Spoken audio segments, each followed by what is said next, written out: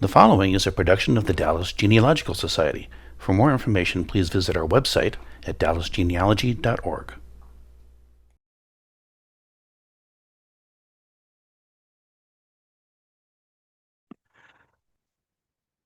So now today our presentation will be on understanding and converting calendar dates in genealogical records. So which calendar or calendars did your ancestors use? Did they use the Julian calendar, particularly in Protestant areas after the Reformation? That was the calendar they used. The Gregorian calendar was introduced under Pope Gregory, and that was the Catholics.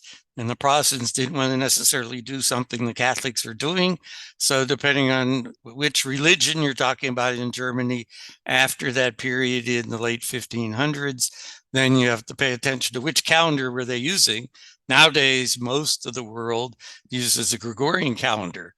But if you're trying to figure out dates, it's important to know which calendar and then how can you convert dates between them. You may often in church records find liturgical calendar references to particularly feast days or Sundays or the like, and you want to convert that maybe to the Gregorian or the Julian calendar. For a while during the time of Napoleon, when he had conquered parts of what had been the German Empire, they had the French Republican calendar. It was unique in that its weeks were 10 days long and they had 10 months. And then, of course, the Jewish folks would use the Hebrew calendar, particularly for any of their religious registers. And you want to be familiar with that, and again, how to do the conversions. So in this presentation, we'll talk a little bit about the origins of calendars, the Julian calendar, the Gregorian calendar, that French Republican calendar, the liturgical calendars, the Orthodox and the Christian, the Jewish calendar, and a couple of ways of converting dates among them, looking at both the civil calendars and the religious calendars. So why do we have calendars? Well, probably the earliest period of the time in the way back was due to figuring out when was it the safest time to plant crops without freezing, or when was the monsoon going to start. You didn't want to plant too soon and have the crops suffer from freezing or drought, and you didn't want it too late to get the fields flooded by the monsoon. Also, astronomical purposes, the celebrations, particularly of the solstices and equinoxes, and then the timing of the various religious holidays. And we still do that for Easter.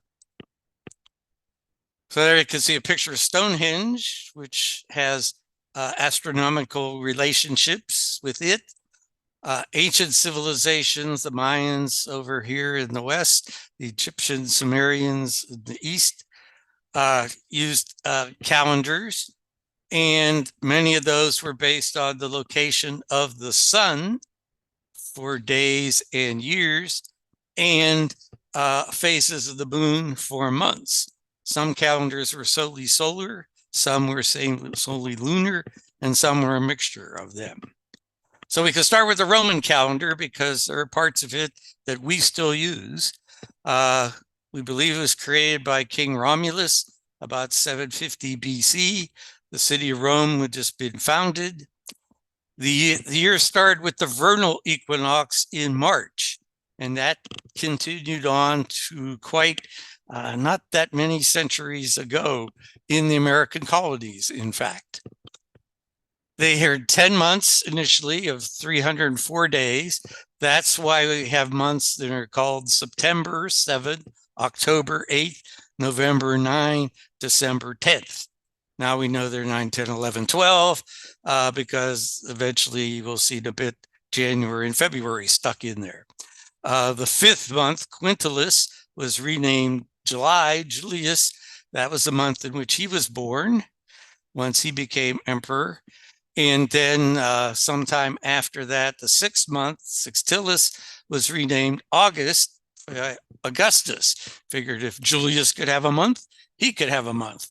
And if Julius had a month with 31 days in it, he wanted a month with 31 days in it. Sextilis only had 29. So he went and took the last 2 days of that February month and add them to August. And that's why February has 28 days. At the time when Romulus created the calendar, nobody really did much in winter. You didn't plant much. The weather was often bad. You didn't do much traveling. So they just had winter. Wasn't a particular month as such.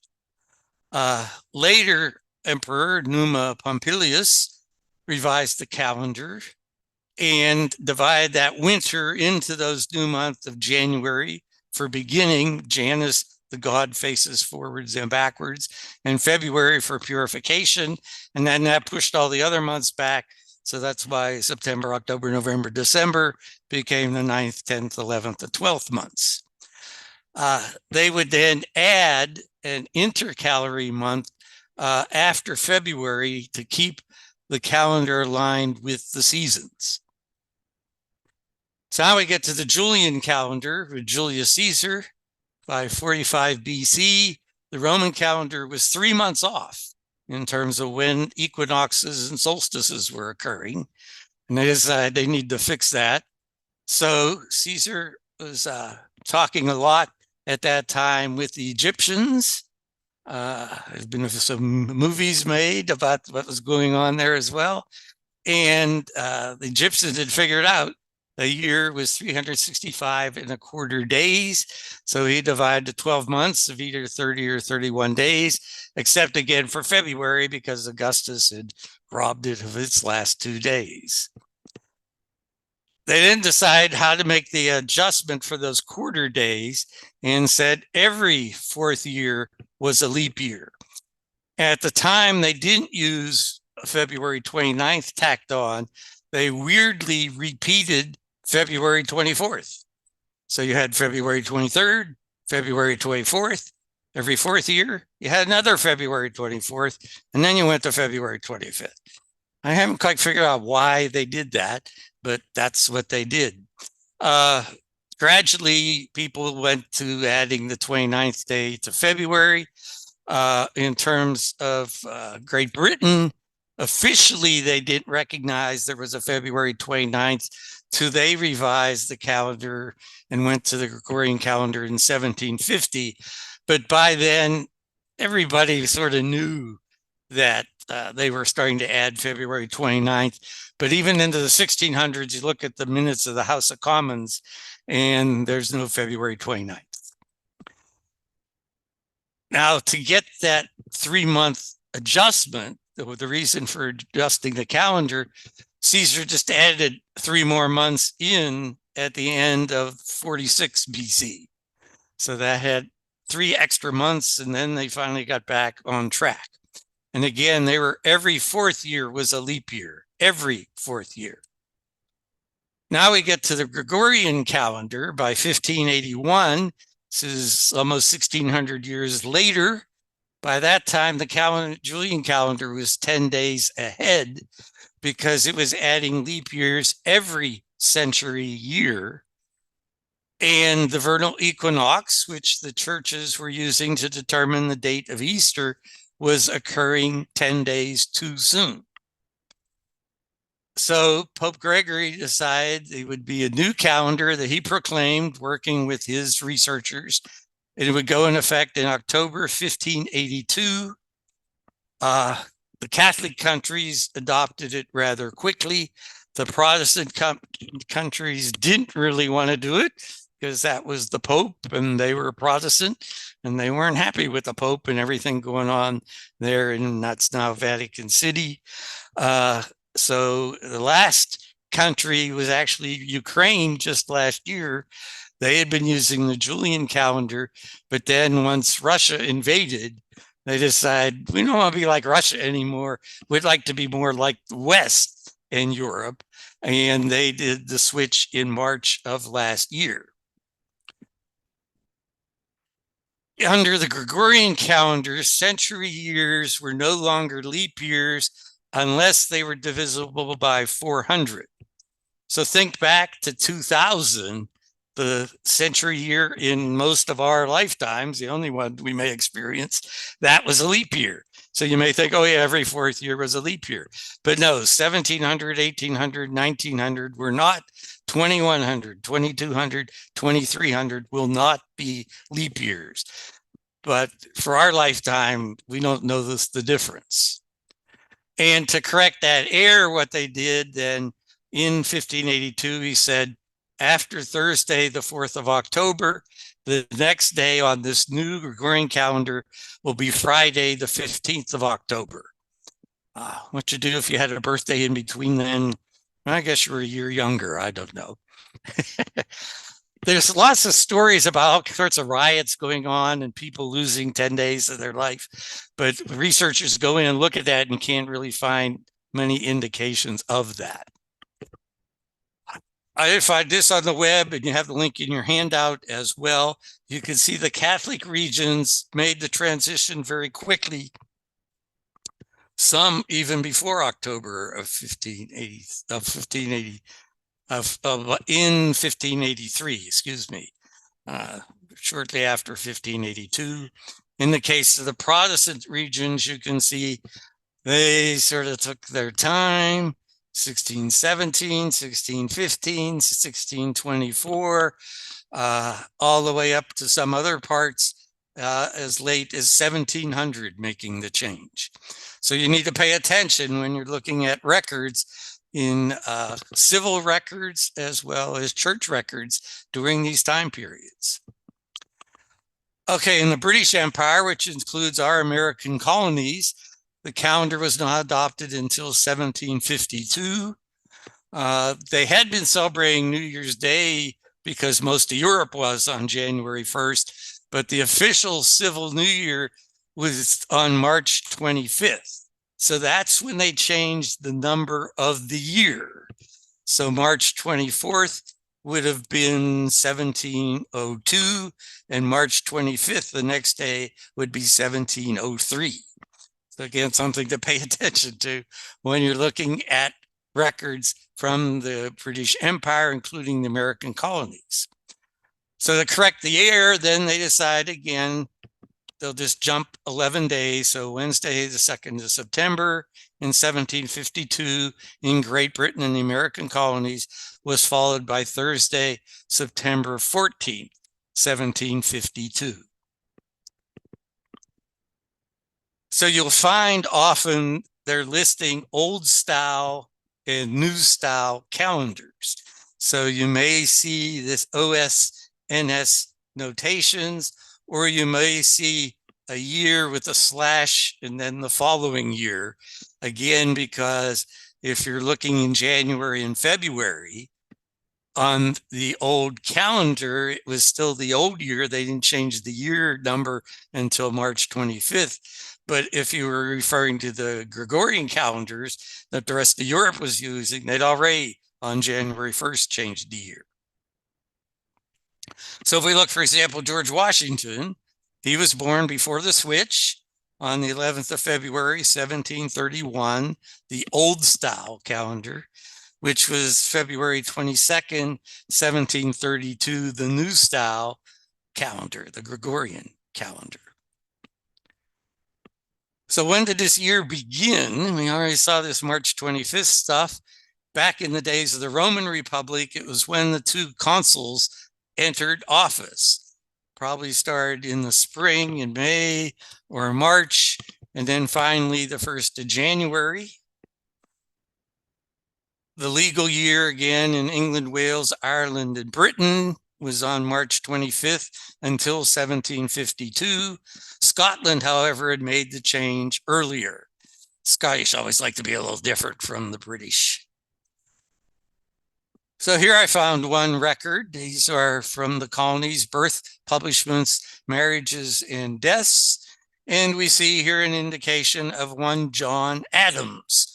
You may be familiar with that name, second president of the United States, born of John and Susanna Adams on October 19th, 1735. That's before they made the switch.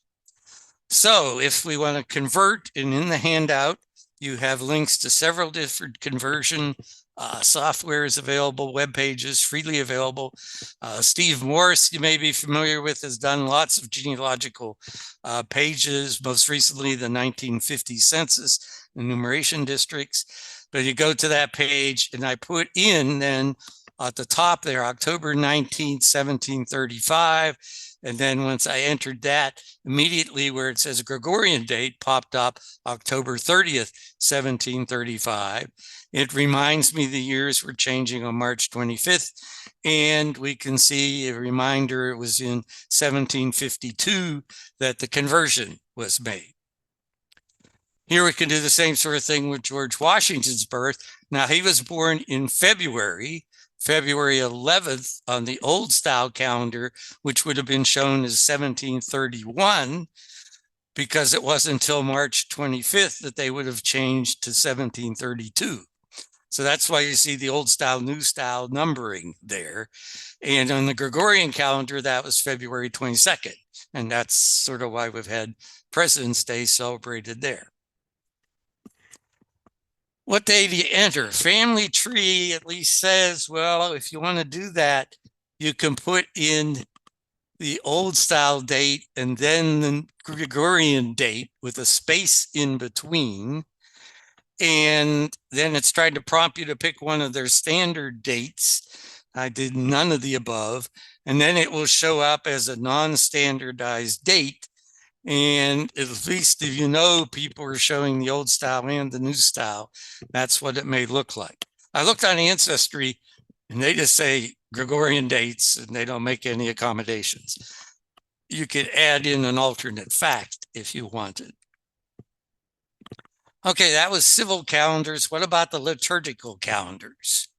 Okay, these were used to determine feast days, the celebrations of the various saints, what portions of scripture are read, either in an annual cycle or nowadays they have a cycle of a couple years. The year is divided into 6 seasons, starting with Advent. Then there's a Christmas season, there's the Lenten season, the Triduum, which is Holy Thursday, Good Friday, Holy Saturday, those 3 days before Easter, the Easter season, and then what is now called ordinary time. And it's not ordinary in the sense of plain old regular vanilla. No, it's ordinal numbers versus cardinal numbers. So ordinal numbers are you're just putting things in sequence. So think of days of the month, or, okay, what do you do in the morning? First, I wake up. Then number 2, I get out of bed. Number 3, and I eat breakfast. 4, I shower and shave. 5, I get dressed. 6, I leave for work. Those are the ordinal numbers, as opposed to the cardinal numbers of 5 gold rings, 4 calling birds, 3 French hens, 2 turtle dove, 1 partridge in a pear tree. That's why it's called now ordinary time. In the liturgical calendar year, the Christian one, as we will call it, the Western, the year begins with the first Sunday of Advent, not January 1st. Eastern churches follow, and some used to, but now changed in the last century, the Julian calendar. The Western churches were using a Gregorian calendar. And in some cases, there may be a month's difference.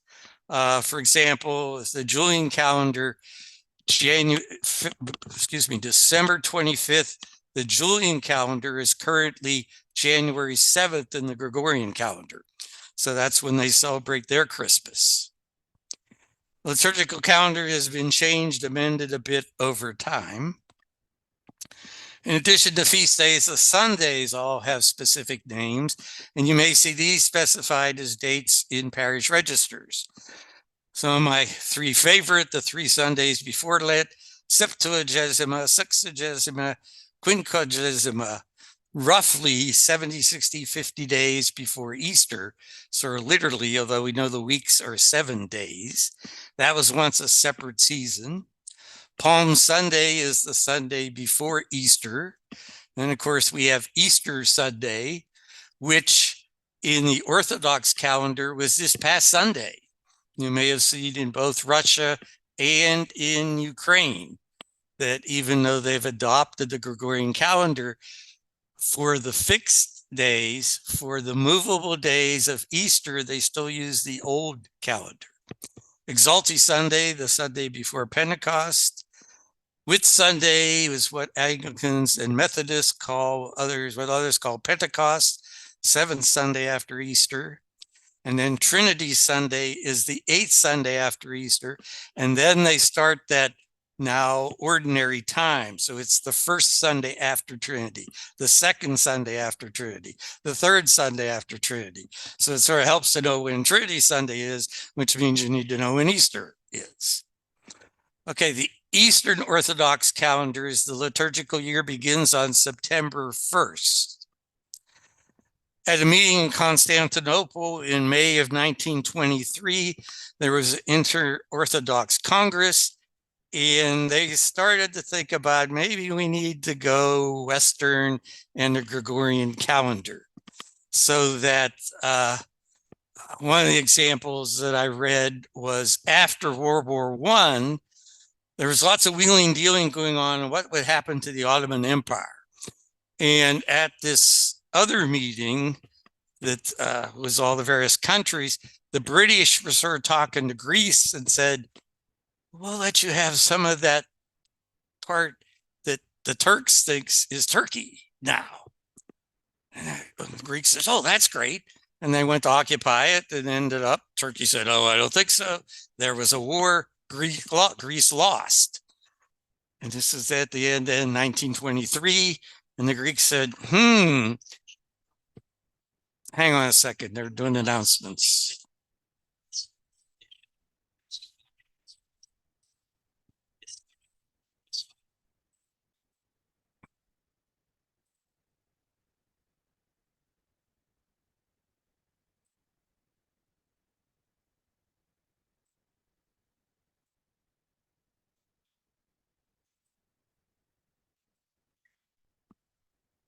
Okay, so now the Greeks, having lost to the Turks, decide they'd really have the British Empire with its great navy and army as being good friends. And they were using now the Gregorian calendar. So the Greeks said, maybe we should switch to the Gregorian calendar. But of course, everybody in the Orthodox religion says that's the Roman and we're Orthodox. So they said, okay, let's have a revised Julian calendar, which happens to sort of kind of look exactly like the Gregorian calendar. They synchronized to make up for that 13-day difference between the old Julian calendar and now in October 1923. The revised Julian calendar, Gregorian calendar are identical until the year 2800. They have slightly different rules for leap years, but it works out. Guess what? The dates are exactly the same. But we're not using the Gregorian calendar. We're using the revised Julian calendar. So that starts about 1923. So churches in Constantinople, Alexandria, Antioch, Greece, Cyprus, Romania, Poland, Bulgaria all adopted the revised Julian calendar, which happens to look now exactly like the Gregorian. However, they still use the Julian calendar to determine the dates of Easter. So that's why they all celebrate Easter last Sunday. Churches in Jerusalem, Russia, Serbia, the Ukraine, until last year, and Georgia have continued to use the Julian calendar. So when is this Easter? And what's all the excitement about it? That's the movable feast. Easter is defined as the first Sunday after the full moon that occurs on or after the vernal equinox. Now, when's the vernal equinox? And it was okay when you were just in the Mediterranean basin, but now it's worldwide and we have an international dateline. So which day is which? And is it Saturday or Sunday? So now they do a Paschal full moon based on a 19-year lunar solar calendar, which is also one used as the Hebrew calendar, dating all the way back to there. So March 21st is assumed to be the day of the equinox, even though it can vary by a couple days, depending on where we are with a leap year to push things around a little. If the full moon's on a Sunday, Easter is the following Sunday, because it has to be the Sunday after the full moon. That means it could be any date between March 22nd and April 25th.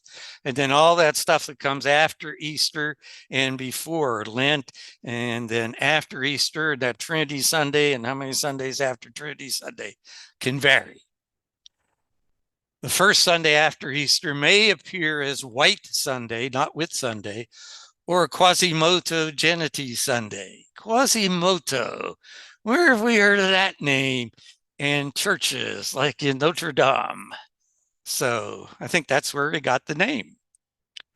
Okay, so if we compare dates of Easter, this year it was March 31st for the Christian and Protestant calendar, but the Greek and Orthodox calendar was this past Sunday.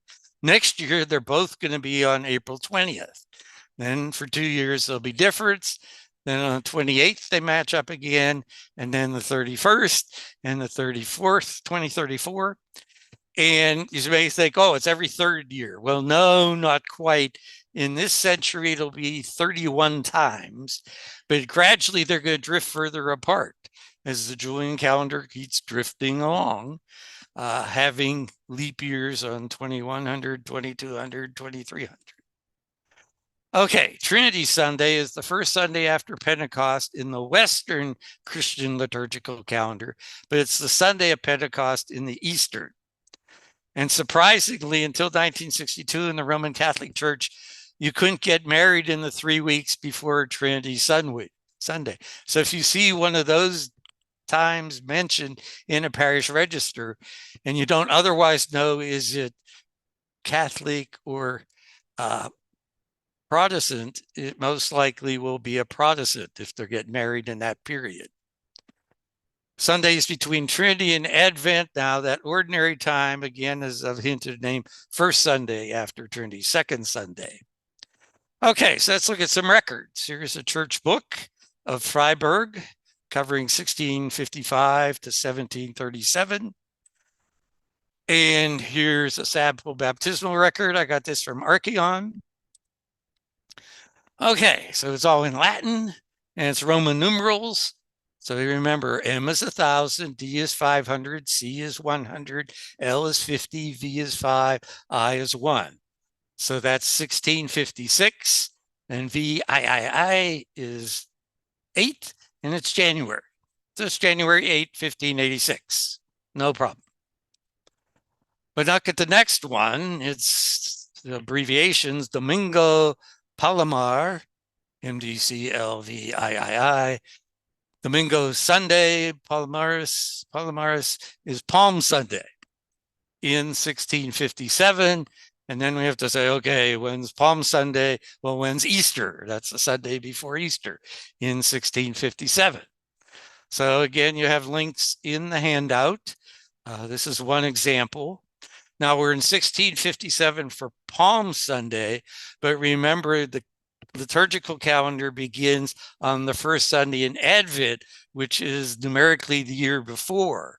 So we look at 1656 liturgical year start, because that's the first Sunday of Advent. And then it shows us that Palm Sunday was March 25th, 1657 for that liturgical year. Next, we have the Feast of the Annunciation of Mary, and that's a fixed date. It's always on March 25th, because if we celebrate Christmas on December 25th, we figure 9 months before that, March 25th. So that's always been the day of Annunciation. That's a fixed day. So as long as you know what day that is, that locks you in.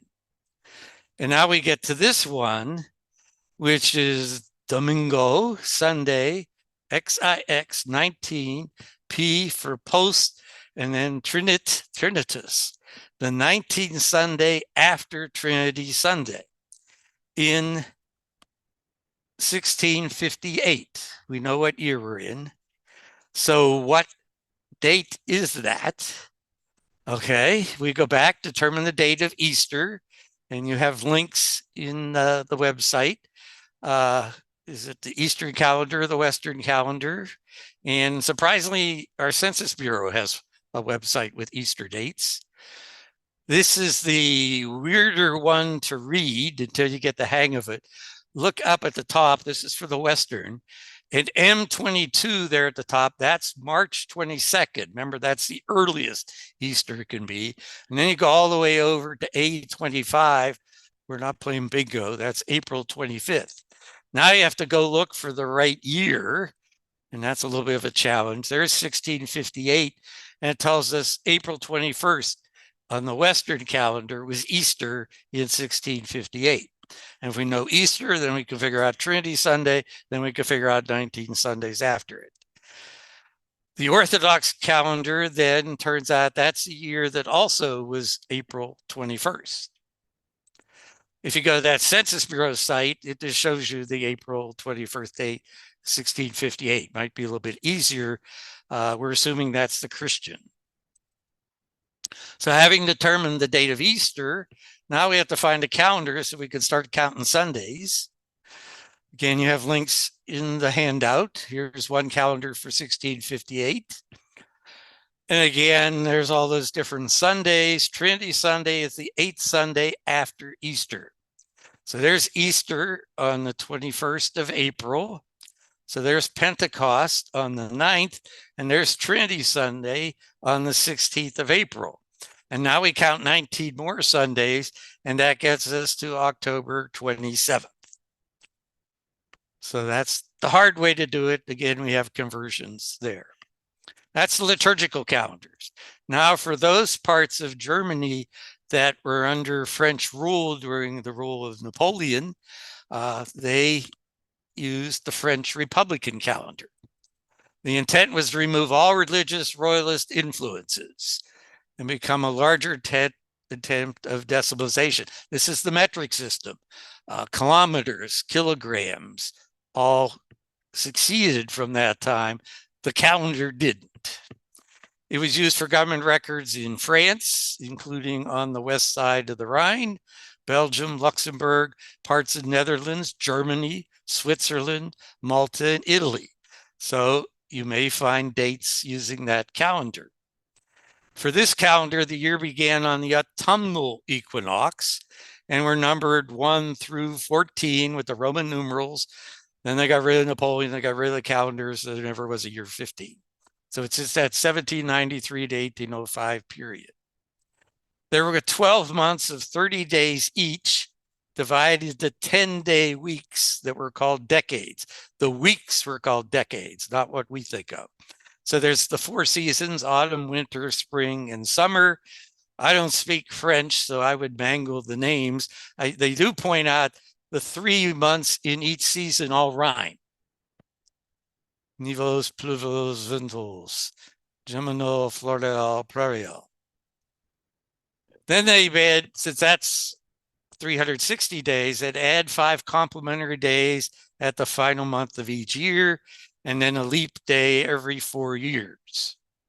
Every 4 years.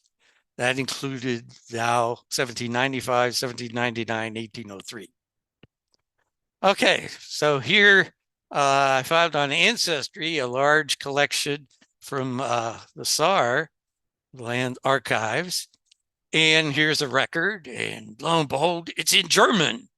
What do you know? Well, no problem. DePel is a good translator, shows us this is a decennial table of the acts of the Burgermeister of Völklingen from January 1st, 1803 to January 1st, 1813, according to the decree of July 20th, 1807. So they had to put together every 10 years a report of all the actions. These were alphabetical lists of birth, marriages, and deaths that the municipalities would have. This one's on Ancestry. Now we look at the column headings. There on the left, we have Namen or Namen de Geboren. So what's that letter? This is that fractal printing. Is it a B, a P, or a V? So if you look closely, in fact, it's a V, it's Vornamen, four names. Names, given names of those who were born. And then we have the other column, Datum der oder der Registrar. Again, that's an A, not a U. Datum der Akten oder der Registrar, date of the acts of the register. When were they registered?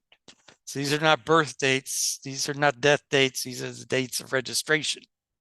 So here we have third one down, 9 trillion, the year 12. And you can see somebody sneakily already written in before they microfilmed these things. But what if they hadn't? Well, you can go in. There's a couple of different sources. This is one which has little descriptions of each one. As you scroll down the page, you go down the page a bit, you find French Republican, and you can enter the date. It's sort of obvious, the 12th year. The month is a drop down. It's the first decade, and it's the ninth day. And you say calculate, and then you go back up near the top of the page is the Gregorian calendar and tells us that's May 29th, 1804. And in fact, that's what we see.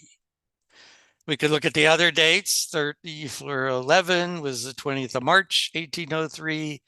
28th Brumaire, the 12th year, 20th November, 1803. So you can convert these from the French calendar, should you encounter them, to the Gregorian calendar.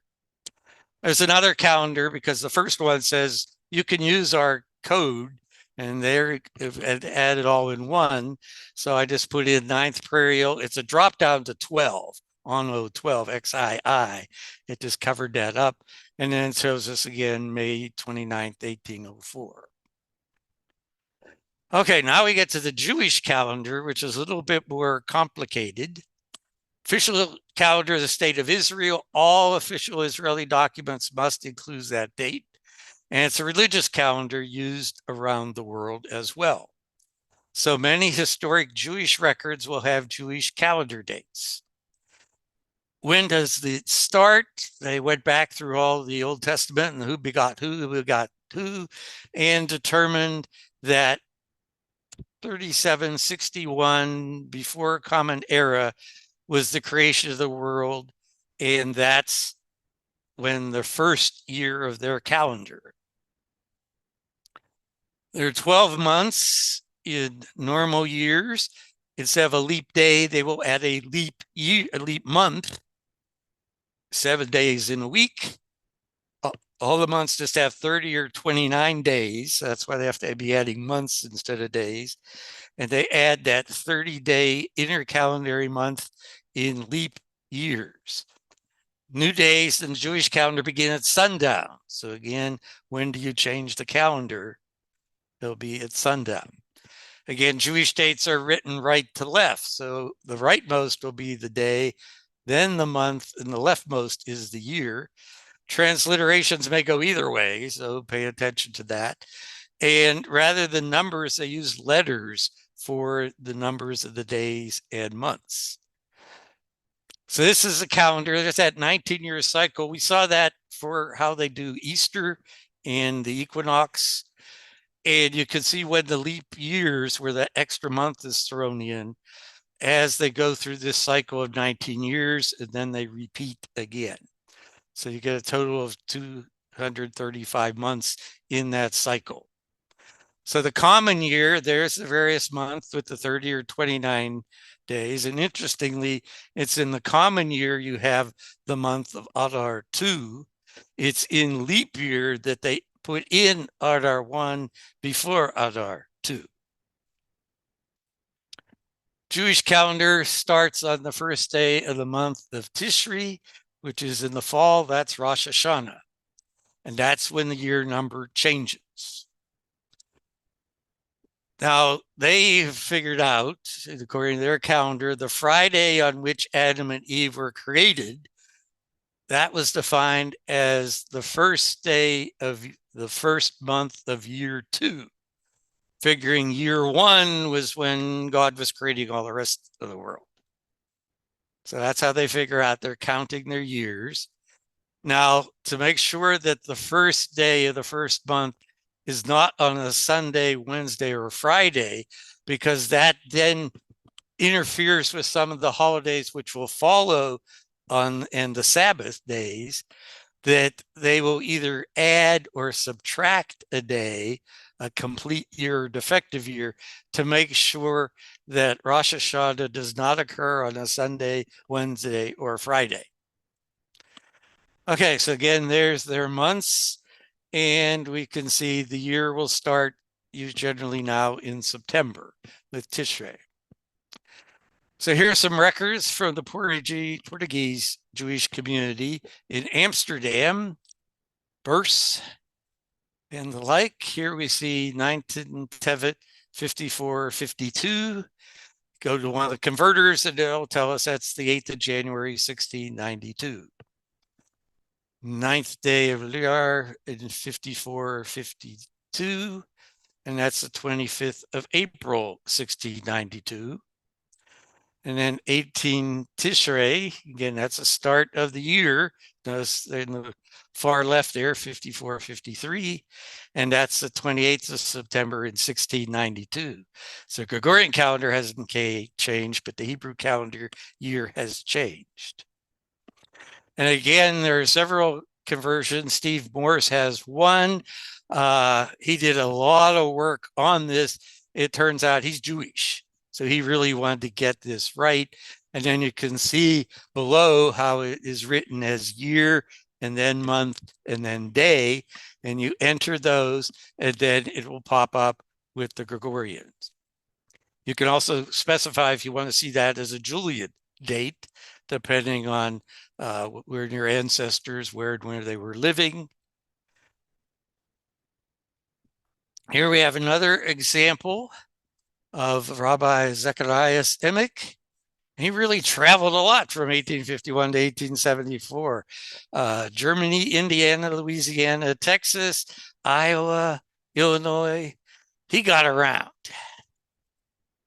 And here's one example. If you look at the bottom one of the Heidelbergers, record number 14, page 75, and there's a transcription, which I've pasted in a separate page from this Jewish Den website, and shows the date written in Hebrew, but then he's also written it because he's in Pittsburgh, not my hometown, Pittsburgh, Pennsylvania, Pittsburgh, Texas. The people claim they had a plane in the air before the Wright brothers. It's to the east of Dallas here. Also, it was the home of Purdue Chicken for a long time. So, what was the 26th day of Av in the year Hebrew year 5613 was August 30th, 1853. You can find other records available for areas here in Texas. Records for Temple Emanuel are right here at the Dallas Public Library, where they have photos. And there's Fort Worth has one that's at the synagogue. So not everything's on the internet, but a lot is more coming. One final thing to consider are differences between dates. I came across this. This is my great-great-grandmother, Mary Judge O'Hara. She died in Mifflin County, Pennsylvania. Here's their registered deaths. And there's the O'Hara misspelled with the second R. Spelling is always optional in genealogy. She died, a good Irish woman died on St. Patrick's Day in 1897. But instead of saying when was she born, they say how old was she? 69 years, 2 months, 7 days. How they figured that out in 1897 was probably a bit of an adventure. I didn't want to go that route. You can go to calculator.net, and I just put in at the bottom there, start date, March 17th, 1897. Then I subtract, you can add or subtract, 69 years, 2 months, no weeks, 7 days, calculate, and it tells me that was January 10th, 1828. And it shows me the calendars for both January 1828 and March 1897. A few little calendar oddities. Sweden did their own little thing. They used the Julian calendar. Then they made their own leap year calendar. and thought they would be catching up by 1740. They decided rather quickly to go back to the Julian calendar, had to add a day to 1712. So you actually find a February 30th in the Swedish Julian calendar. And then in 1753, they adopted the Gregorian calendar and jumped the number of days to make up for the difference. Easter was calculated astronomically with minor exceptions, 1740, 1844. When Britain did the shift, this law makes interesting reading to go through the whole thing. Is all the possibilities. When was your rent going to be due? Well, if your rent was due on April 1st, well, sorry, you still got to pay your rent. And oh, what about your taxes? Well, remember they were changing the year, turning the calendar year over on March 25th. Now it's going to be later. So they said, okay, April 5th is now the tax year. So yeah, you got to pay taxes for those 11 days we jumped over. Ha ha. Saudi Arabia was using the Muslim calendar until 2016. Then they decided, well, maybe we should go Gregorian as well for the civil calendar. So then they jumped 11 days.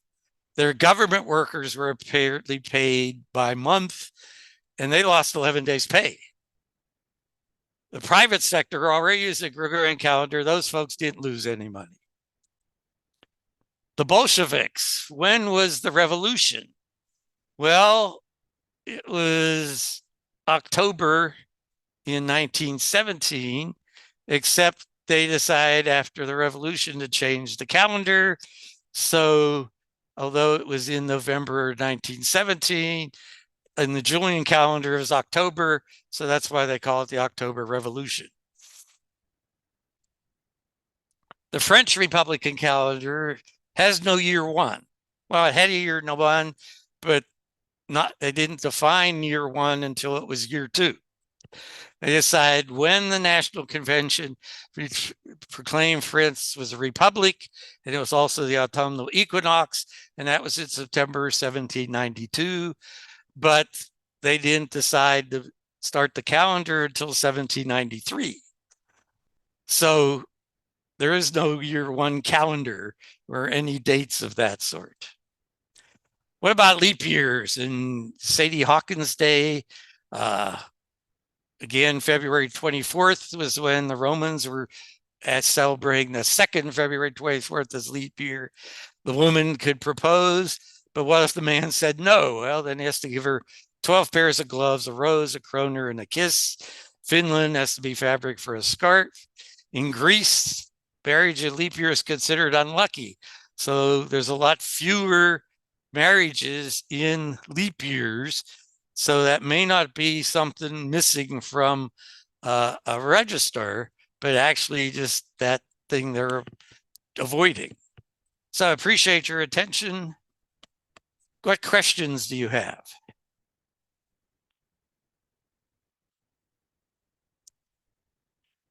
Okay, if you want to speak, you can unmute yourself and ask a question.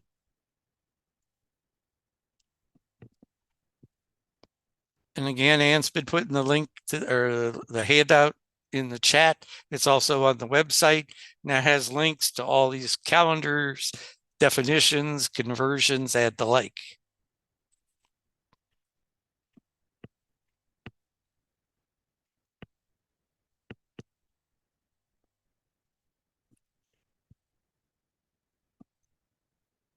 Okay, everybody's overwhelmed.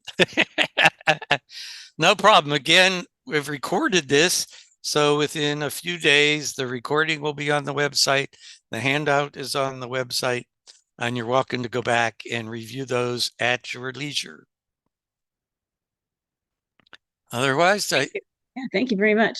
And I hope everybody enjoyed it. I did. So look on the Facebook page for all those upcoming webinars and seminars and the links to how to register, the email addresses to join. And we'll see you at our next meeting in September. So enjoy your summer. Maybe do a little research. This has been a production of the Dallas Genealogical Society.